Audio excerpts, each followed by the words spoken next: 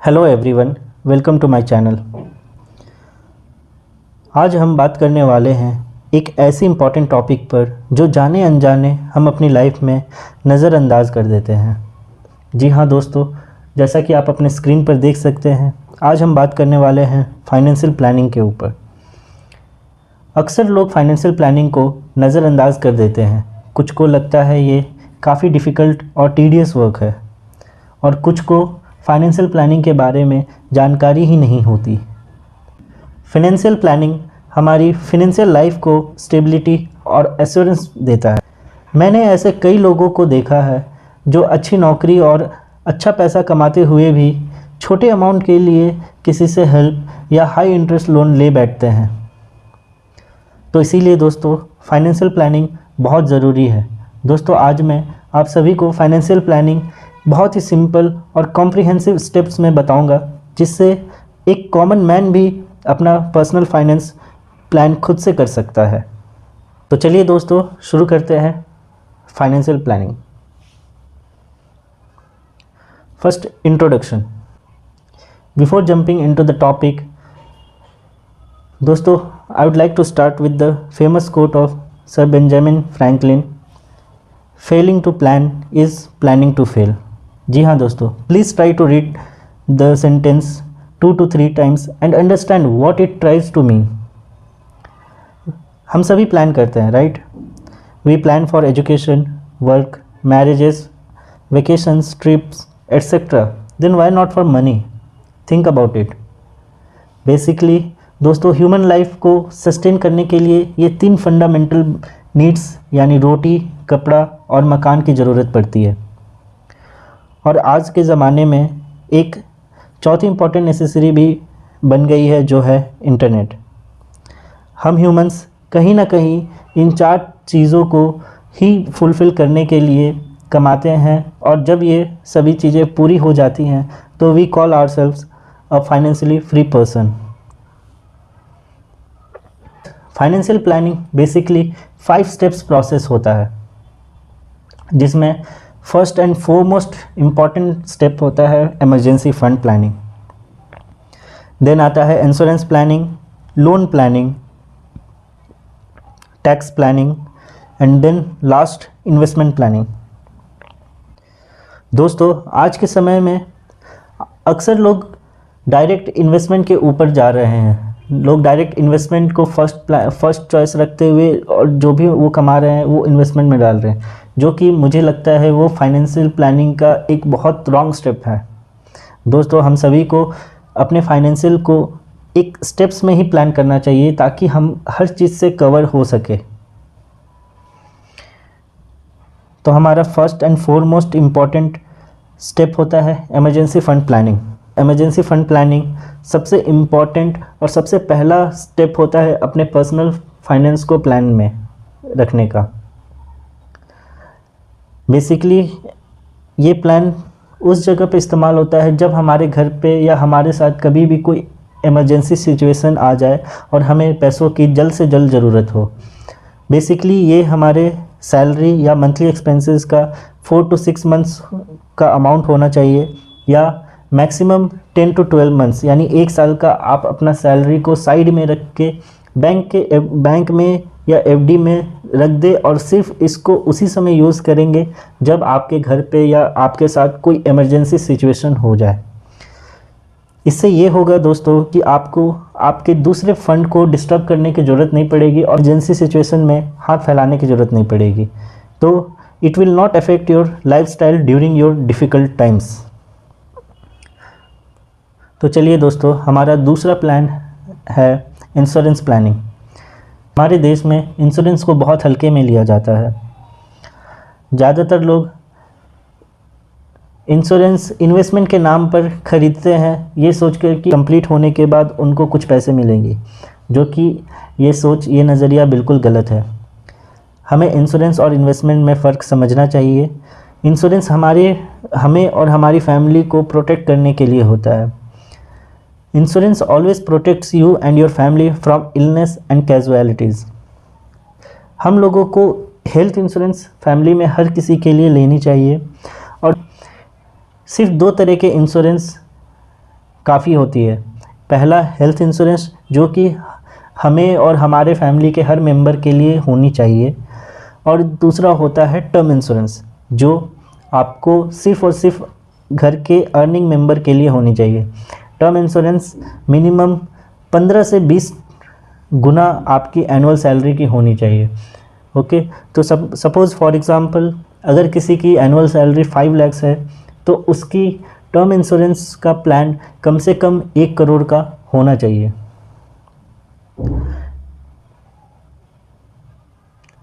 Term insurance हमें हमारे नहीं रहने पर हमारी फैमिली के लिए एक बहुत ही बड़ा हेल्प बन सकता है। अगर आपके घर में 10 साल से कम उम्र की बेटी हो, तो आप लोग सुकन्या समृद्धि योजना का भी हेल्प ले सकते हैं। रिमेंबर फ्रेंड्स, इंश्योरेंस बहुत इम्पॉर्टेंट होता है हमारी फंड, हमारे हेल्थ, हमारे जान बचाने के लिए, और तो और हमारी फाइनेंशियल प्लानिंग को डिस्टर्ब ना करने के लिए। क्योंकि जिस वक्त अगर कुछ ऐसा हेल्थ का इश्यूज़ आएगा, उस समय आपके घर के सारे फंड, सारी पैसे जितने भी आपने बचा के रखे हैं, सब वो उड़ सकते हैं। अब नेक्स्ट आता है लोन प्लानिंग। दोस्तों, बेसिकली लोन्स 3 तरह के होते हैं: पर्सनल, कन्वीनियंस और होम लोन्स। मैं पर्सनल लोन को एक स्लो पॉइजन की तरह मानता हूँ। पर्सनल लोन जो कम से कम 12 से 15% का इंटरेस्ट आपसे लेती हो, वो आपके पैसों को बहुत ही तेज़ी से आपके जेब से निकालती है। तो इसीलिए से नो टू पर्सनल लोन्स। अगर आप अपने लाइफ में इमरजेंसी फंड को तैयार रखेंगे, तो आपको कभी भी पर्सनल लोन्स लेने की ज़रूरत नहीं पड़ेगी। ये काफ़ी इम्पॉर्टेंट पॉइंट है कि हमें कम से कम क्रेडिट कार्ड्स को यूज़ करना चाहिए। आपको पता नहीं होगा दोस्तों, आपके क्रेडिट कार्ड पे कंपनियां, बैंक्स कम से कम 40 से 50% का सालाना इंटरेस्ट लेते हैं, जो कि एक बहुत हाई अमाउंट होता है। लोन प्लानिंग में एक और पॉइंट बहुत इंपॉर्टेंट आता है, जिसमें आपको अपने सारे डेब्ट्स जितनी जल्दी हो सके उसे चुका दें, क्योंकि अपने सारे कर्ज नहीं निकालेंगे तब तक आपके फ्यूचर के पैसे उस कर्ज में जाता जाएगा, और उस पैसों को आप किसी और जगह कहीं इस्तेमाल नहीं कर सकते। तो इसीलिए प्लीज़ पे all your debts before time. ये समय होम लोन या होम बनाने के लिए सबसे अच्छा समय है, क्योंकि होम लोन का आज के समय में इंटरेस्ट काफ़ी कम हो चुका है, आई थिंक अराउंड 6.7%। तो अगर आपके पास घर नहीं है, तो ये सबसे अच्छा समय है घर को लेने के लिए, क्योंकि होम लोन का इंटरेस्ट बहुत कम पे है। तो आपको आसानी से आप अपने सिर के ऊपर छत बना सकते हैं एक बहुत कम इंटरेस्ट पर। फिर हमारा 4th स्टेप आता है टैक्स प्लानिंग।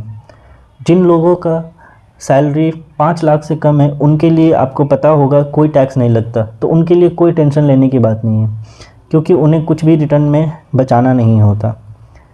लेकिन अगर जिनकी सैलरी जो टैक्स स्लैब में आते हैं, उनके लिए सरकार ने कुछ स्कीम्स दिया हुआ है, जिससे आप अपना टैक्स को रिटर्न कर सकते हैं, रिटर्न ले सकते हैं, और टैक्स रिबेट भी मिलेगा।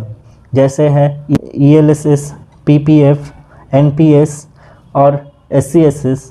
इवन होम लोन्स पर आपको टैक्स रिटर्न्स मिल जाते हैं। तो अगर आप टैक्स स्लैब में आते हैं, तो आप अपना ये सारी स्कीम्स को यूज़ करके टैक्स को बचा भी सकते हैं, और उस पैसों को यूज़ कर सकते हैं अपने दूसरे इन्वेस्टमेंट्स में। हमारे फाइनेंस प्लानिंग में 5वां और मेरा सबसे फेवरेट सेगमेंट आता है इन्वेस्टमेंट प्लानिंग।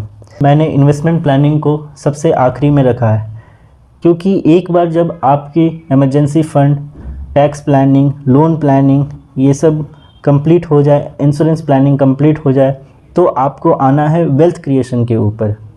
एक बार जब आपके बाकी के 4 प्लानिंग कंप्लीट हो जाए, तभी आपको इन्वेस्टमेंट प्लानिंग के ऊपर आना है। क्योंकि अगर वो 4 कंप्लीट नहीं करते हैं, और अगर आप डायरेक्ट इन्वेस्टमेंट पे आते हैं, तो वो आपके बाकी के 4 अगर कोई भी कंडीशन आता है, तो ये आपके इन्वेस्टमेंट को बहुत ही नुकसान पहुंचा सकता है। क्योंकि इन्वेस्टमेंट एक लॉन्ग टर्म प्रोसेस होता है, जिसमें आपको 15 से 20 साल या 30 साल के लिए आपको अपने पैसे को लगातार इन्वेस्ट करते रहना होगा एक बड़ी वेल्थ जनरेट करने के लिए। तो इसीलिए दोस्तों पहले वो 4 चीज़ें कंप्लीट हो जाए तभी आप इन्वेस्टमेंट प्लानिंग के ऊपर आइए।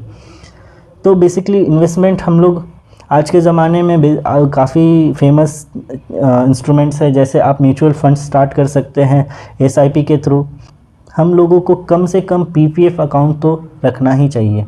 अगर हम कोई इन्वेस्टमेंट नहीं कर रहे हैं तो हमें PPF अकाउंट तो रखना ही चाहिए। जैसे हम जन्म लेते हैं उसी दिन हमारा मरना तय हो जाता है, सेम उसी तरीके से जिस दिन हम काम करना या पैसे कमाना शुरू कर देते हैं उसी दिन से हमारा रिटायरमेंट भी तय हो जाता है। तो इसीलिए दोस्तों रिटायरमेंट फ़ंड हमारे लाइफ में बहुत इम्पॉर्टेंट है, इसे इग्नोर नहीं करना चाहिए। हमें रिटायरमेंट फ़ंड के लिए कम से कम 500 या 1000 रुपये से शुरुआत करके रखना चाहिए, ताकि एक बार हम लोग रिटायरमेंट हो जाए तो फिर उसके बाद आगे की ज़िंदगी में ये पैसे यूज़ होंगे। हम बचपन में हम गुल्लक में पैसे जमा करते थे और उसको समय आने पे इस्तेमाल करते थे, या मम्मियाँ चावल के डब्बे में किसी कैन में पैसे रख देती थी। आज के ज़माने में हम उसे कॉफ़ी कैन इन्वेस्टमेंट स्ट्रैटेजी कहते हैं। आप अपने जो भी एक्स्ट्रा पैसे होंगे, कहीं से भी बचे हुए पैसे होंगे, उसको एक किसी भी SIP कोई भी म्यूचुअल फंड्स के थ्रू स्टार्ट करके उसको छोड़ दीजिए। जब तक 15 साल 20 साल देखिएगा, आप उस पैसे जो आपके ज़रूरत के नहीं थे, जो आपको छोटे छोटे लगते थे, वो एक टाइम पे काफ़ी बड़ा अमाउंट बन जाएगा। सो दोस्तों अगर आप अपने लाइफ में ये 5 स्टेप्स फॉलो करते हैं तो मैं गारंटी के साथ कह सकता हूँ कि आप अपने लाइफ से बहुत हद तक फाइनेंशियल प्रॉब्लम्स को टैकल कर सकते हैं। तो friends, please use these points in your personal finance plan and do let me know any queries in comment sections. अगर आपको ये वीडियो अच्छी लगी हो तो प्लीज़ लाइक शेयर सब्सक्राइब करें। Thank you for watching.